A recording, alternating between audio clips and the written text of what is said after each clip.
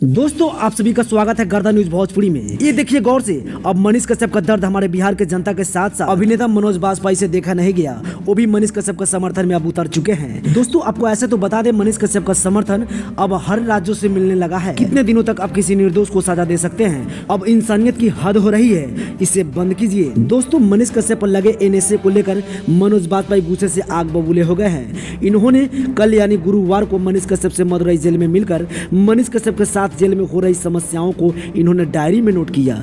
मनीष ने बताया कि मेरे साथ क्या क्या हो रही है। मनीष कश्यप ने क्या क्या समस्याएं बताया मनोज बाजपेयी को, बताएंगे हम इसी वीडियो में। इससे पहले अगर आप इस चैनल पर नए हैं तो इस चैनल को सब्सक्राइब कर बेल आइकन घंटी को दबाना ना भूलें। दोस्तों मनोज बाजपेयी मनीष कश्यप को हिम्मत देते हुए बोल दिए हैं बहुत बड़ी बात। इस विपद की घड़ी में आप अकेले नहीं हैं, मैं आपके साथ हूं। बहुत जल्द आप जेल से बाहर होंगे। दोस्तों उसके बाद मदुरई के हाईकोर्ट के जज से भी इनकी बहस हो गई है।